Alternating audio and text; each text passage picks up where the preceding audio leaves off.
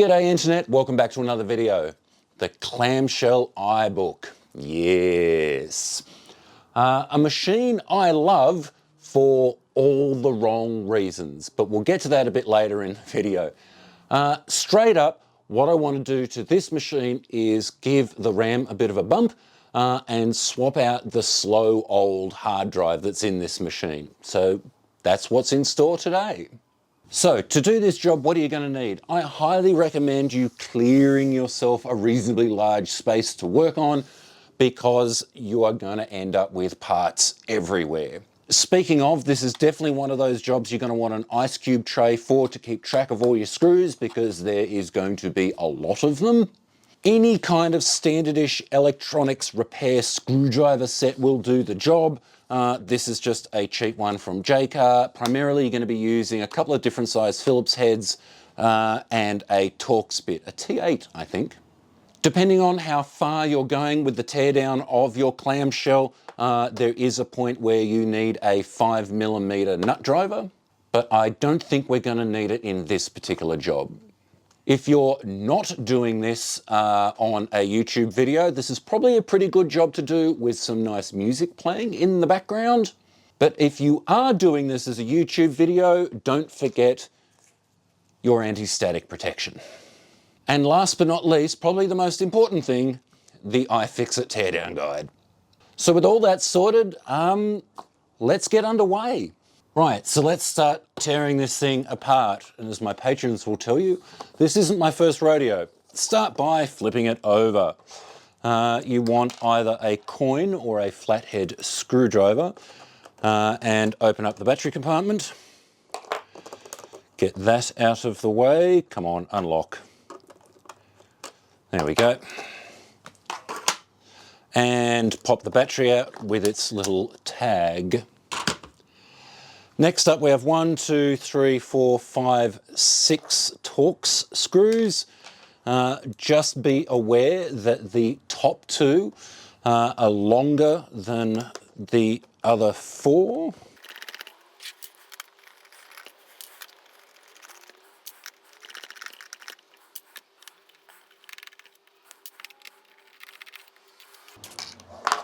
While we've got it flipped over, grab something small and delatch the CD-ROM.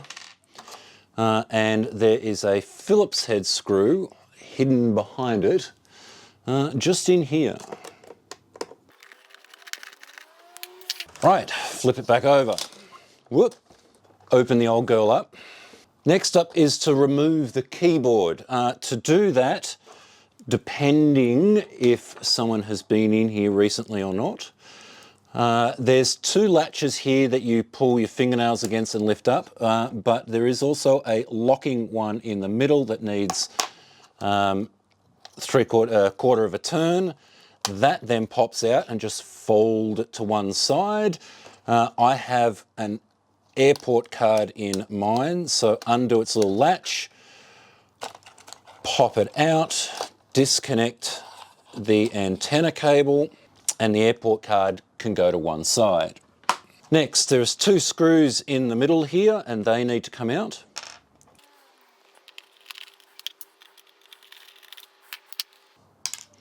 And this shield can then come out of the way. For the keyboard connector, it has a little bit of a plastic loop, so you should be able to get your finger underneath that and lift up, and the keyboard then goes out of the way. Next up we have 1, 2, 3 Phillips screws.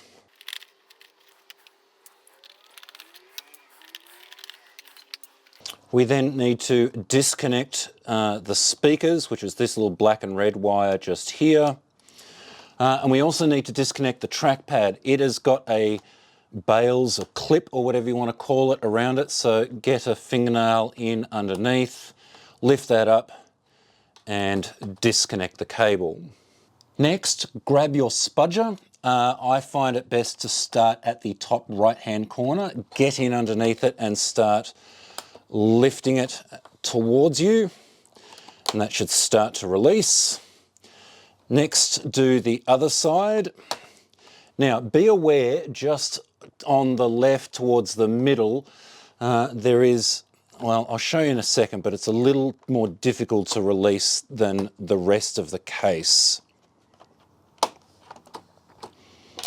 With that released, lift it up here, and I find it good to kind of try and pull it towards you as best you can, and it helps unrelease the clips along the front. Come on. Now, this is one of these jobs where you're going to go, I'm going to break it, I'm going to break it, I'm going to break it. I've never broken one yet. Touch wood. Come on, there we go. And that's the top out of the way. Next up, the CD-ROM has to come out. For that, grab your 5mm nut driver and take out this standoff near the RAM near where the trackpad just disconnected from. There is 2 latches facing you here. I find it okay to get one fingernail, one thumbnail behind it and lift up with another one and do the same there. Disconnect the ribbon cable and the CD-ROM should just lift out. There we go. Now, you can actually already see the hard drive, but we've got a lot to go before it can actually be removed, which is really kind of frustrating. Next up, the modem, of all things, has to come out. And it has 6 screws. There's 2 either side of this kind of metal finger-looking thing here.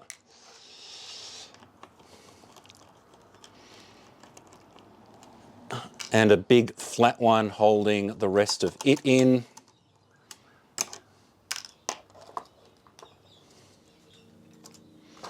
There's then 2 screws holding this foil layer down, which like to get caught in the foil. This has got adhesive on it, so start from the bottom right corner and start peeling it up. And there's 1 more screw holding the modem in. There is a connector kind of here-ish, so unpop it, lift the modem out and pull it off its cable. Next up, we can remove the speaker wire. It's just hooked in and it's got some sticky tape, which on mine is well worn, and that can come out of the way. Next up, we actually have to remove the screen. Yes, we need to remove the screen to replace the hard drive. The first one is the backlight cable, so unplug that and deroute it. We can get the Wi-Fi antenna cable out of the way as well. Disconnect the main video plug gently. And you can start to unroute it, but this is where we need to start supporting the screen a bit. So we need to take one of the main screen screws out, finish derouting that video cable. There is then 3 small screws along the back near the blue plastic.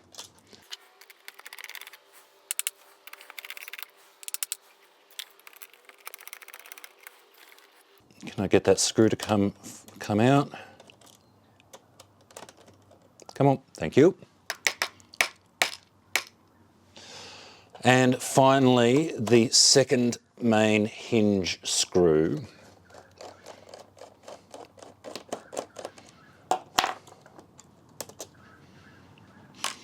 And hopefully the screen should now lift away. Yes, very nice. That can go now out of the way.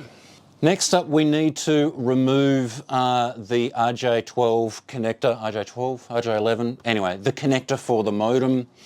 There is 2 screws just here. It will then come away, in theory, with its little cable. We're getting close, I promise. Next up is a bunch of screws for the main shield that sits on top of everything.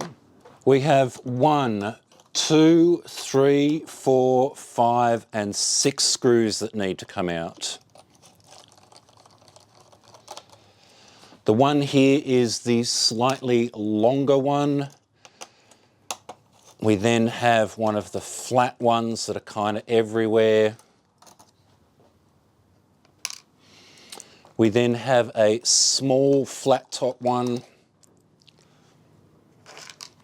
We then have a small dome top one. And 2 more of the wide flat ones that are everywhere.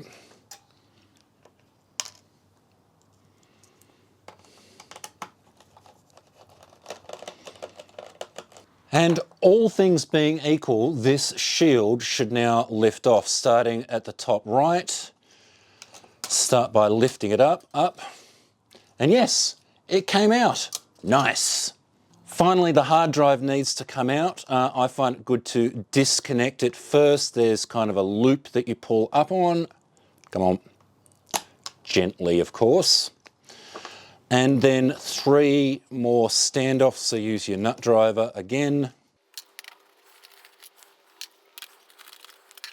And the hard drive should just come out. Yes. Very nice. So let's swap this over. So the old hard drive we're going to swap with one of these. This is one of those AliExpress M2 to 2.5 inch parallel ATA hard drive adapter things. If you've ever watched Sean from Action Retro, you know he uses these all the time as well. And inside of this is just one of these 500 gig WD Blue M2 drives. So all we need to do is remove its little cage and carefully, very carefully, remove the adapter ribbon. It is a tight fit. Stick this onto the new drive. That all looks good. Put it back into its little cage. And it's ready to go back into the machine. With the bottom half of the machine back in front of me, I usually find it's now easiest to plug the ribbon cable in first, making sure you've got all the pins lined up, because I have done this and basically missed an entire row of pins. That was fun. Now, these drives are a bit of a squeeze. It does fit, but I personally have found get the top one in first, just loosely, and then put the other 2 in.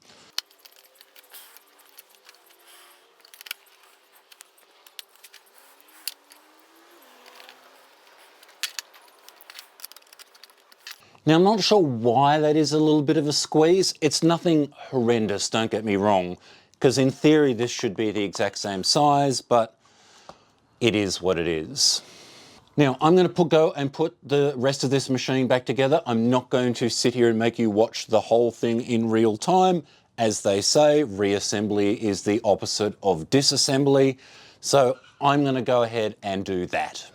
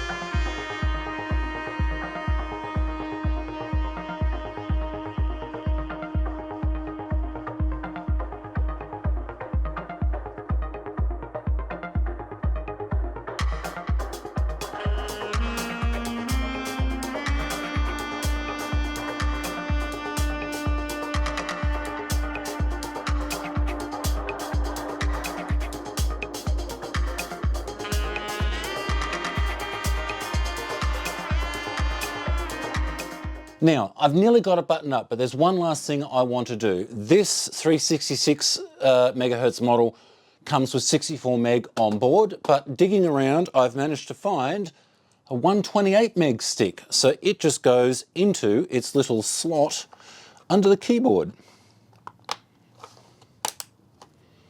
Easy. Now I'll finish putting it all back together.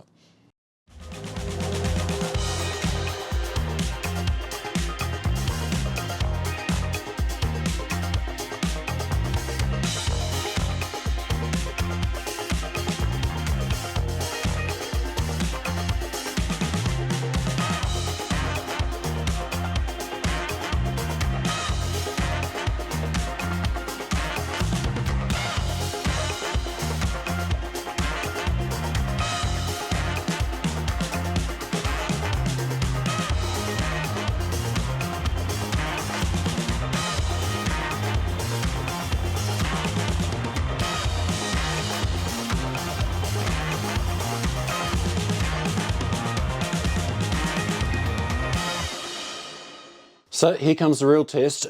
Did I put this back together in working order? We have bong. It should boot to sad Mac or question Mac? Question Mac. All right, let's get an operating system installed. All right, booting off the 922 CD. So far, so good.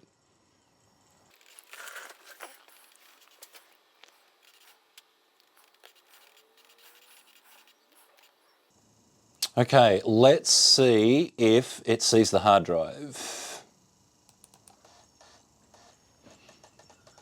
I hope it does.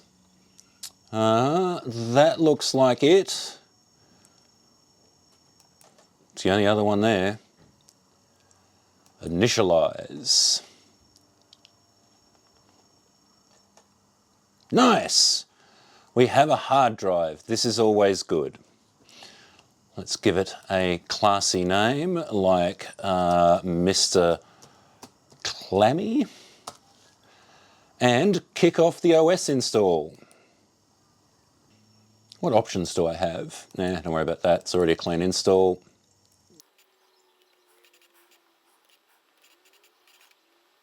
What can I customize? Probably not much. Don't care about that. Righto, start. Now, interestingly enough, I just took a glimpse there.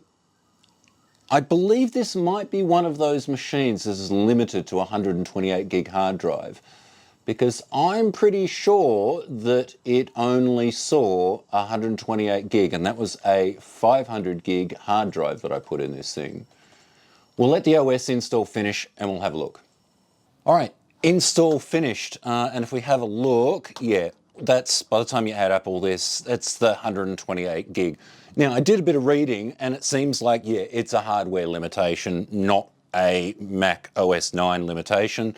If anyone knows how to kind of get around that and make better use of this hard drive, please let me know down in the comments, because I would be interested to know. And if we have a look, we should see our memory upgrade. Yep, 192 meg. Nice. Now, upgrading the RAM and the hard drive in this machine hasn't like completely transformed using it by any stretch of the imagination. It is still a clamshell iMac. But I do have to say that things like opening up folders, looking around, and even to a certain degree loading games is snappier. Obviously, we've reduced that seek time. This machine doesn't run the fastest IDE interface in the world, but just reducing those seek times from the old 5400 RPM hard drive has certainly made a difference, as well as that memory upgrade. So Mr. Clammy now has a new hard drive and a bump in RAM. But what can you actually do with a machine like this?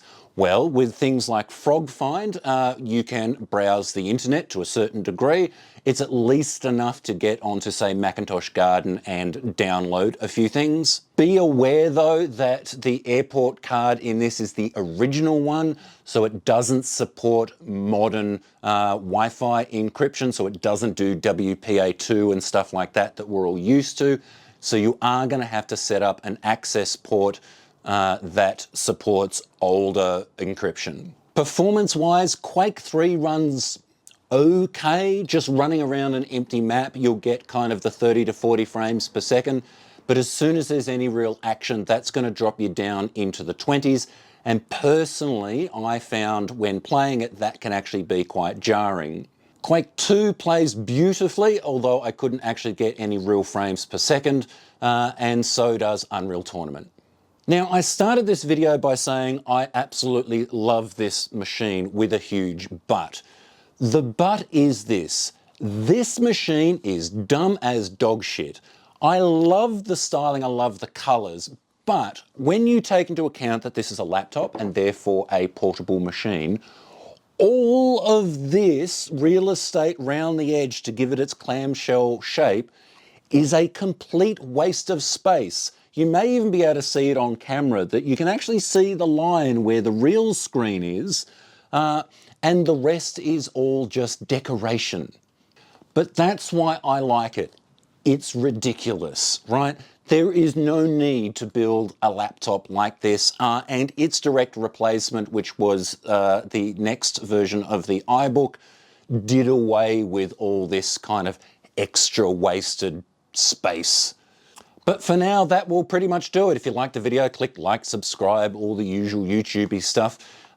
If you've ever had one of these or like them or hate them, let me know down in the comments. And as always, a massive shout out to my patrons who are scrolling up the screen as I speak. And if you'd like to help support the channel, there is a link in the description. But until then, I'll see you in the next one.